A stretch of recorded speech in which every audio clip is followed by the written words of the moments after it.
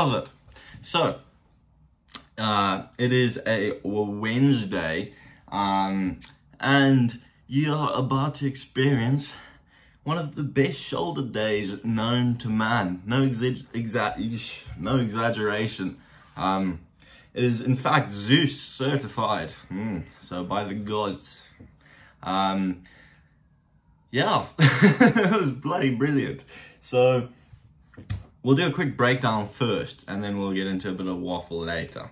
But in terms of breakdown, you know, we did seated military press in the beginning. You know, I warmed up, made sure to get that rotator cuff nice and good before you do any shoulder movement, any upper body movement in general, unless you want to experience a very sore shoulder for the rest of the week. And from there, we went and did some light pressing and gradually built it up all the way until we were doing some, you know, some heavy pressing, you know, pressing the weight of the world, which is always on my shoulders because we're a deep thinker.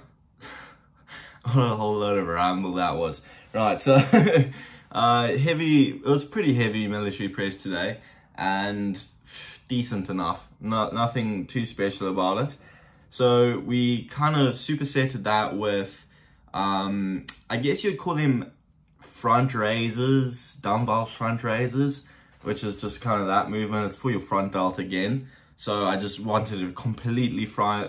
For shoulder day, I like frying my individual parts of the delt all at once and then moving to the next part of the delt.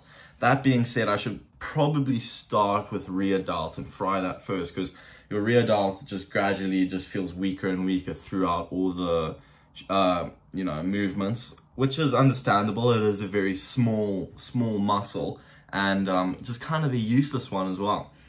But whatever, we did that last. So we clearly didn't have the foresight to do that at this workout. However, for the front raises, dumbbell raises, we went quite heavy again and just really held it at the top for as long as possible, brought it down. You just really feel that tensioning. And again, it's like that movement. There's always like one or two movements in every workout that just feel like manly, you know, it's that manly movement. I could feel hairs growing on my chest, you know, my voice deepening, just this instant like fearful aura around me. I guess it's just comes with the program though, just being a absolute unit. So whatever, we went and we did some side delt next, which was, you know, these bad boys, and then the equivalent where you lean against a bench just so you get pure muscle isolation and you're not, you know, using your traps and all sorts of other nonsense. So yeah, that was good. Just really fried it out. It's with those movements, what a lot of people seem to like not think about, and I learned from my gym partner back home, is you can partial those so easily. You can almost go up until you're just using momentum of your body to like get them up this much, and that partialing bit kills you. It absolutely kills you. It fries the side out. It's what's going to make you look really broad and big. So ideally you want to grow that. Yeah, but just fry it out by going all the way. You don't have to do a full rep. You can just go all the way up until your rep is literally like this much, but you can just move it with momentum and you'll kill your delts. Then rear delts, we did drop set, standard thing, you know, what we always do for rear delts. Yeah, no, it's a really good workout. I enjoyed it. It was after an exam again, which was good, so it's like very stress relieving. But you know, we killed the exam because we're knowledgeable up here. But yeah, whatever. So what I kind of found interesting, and I've realized with these past couple, no, the last, I'd say 2 weeks of the split is, you know, I've gotten such a good like movement and momentum going. It's kind of just become normal. And I feel like with everything, even in gym, like when you start seeing progress, you seeing that like momentum, and you start to like lay like and relax a bit, because you know it's going right, you know it's going correctly, and you start getting complacent. Now, I don't think if you're putting in a lot of work and you know you're enjoying the fruits of your labor, I don't think that's a bad thing. But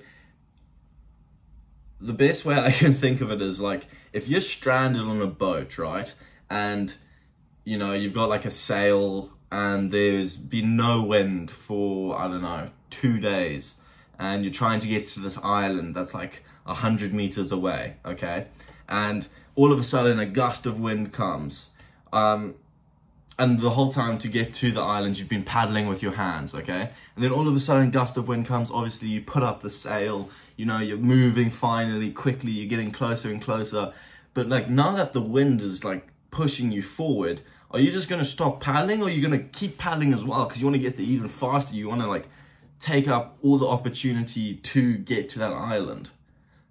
You know, I'm not sure if you can understand what I'm trying to say here, but like when you see that momentum, don't give up on it. Keep momentuming, you know, keep pushing. Use that momentum to go even faster instead of just relying fully on the momentum. And myself included, I've found it like difficult to, or no, I've rather found myself falling into the trap of the momentum has become so normal that I no longer see it as momentum and rather as just, you know, normal. And that normal needs to be turned into more momentum, which means I need to work harder. And, you know, there's no harm in working harder, no harm in doing more and being better, because ultimately that's what's going to get you towards whatever you're aiming for, like bigger muscles, better like work schedule, you know, better mind. Everything comes down to essentially how hard are you working towards that thing. And,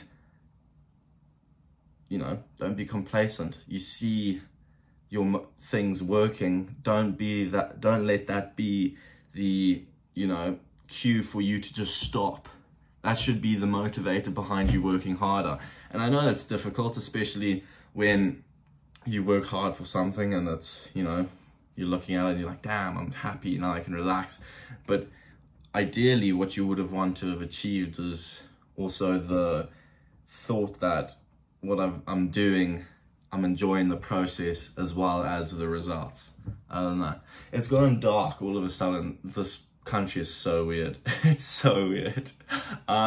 Anyway, so I hope that was slightly interesting. Now, I am heading back to the motherland soon, and I was thinking, so because I'll have more time because I'm not in college, well, I won't be in college because it's the summer, and I'll most likely still be working, but there's a lot more I can do there because I have a lot more freedom and mode of transport. So what I might do is, you know, implement a bit of a gym day rather than just a gym session. I might start doing 1 or 2 of those every now and then, and just if I'm doing anything particularly interesting, I may add that in as well, and, you know, bring you along for the ride of my life, because it's not particularly thrilling. However, I think it could be pretty interesting, and it's a good I'm enjoying, you know, creating permanent memories that I can look back on, because my memory is awful. But anyway, I hope what I've been speaking about has been, you know, ever so slightly enlightening. Take everything I say with a grain of salt though, because I don't claim to be no doctor, genius, scientist. I'm just some fella. And hope you enjoyed watching. And we'll see you tomorrow.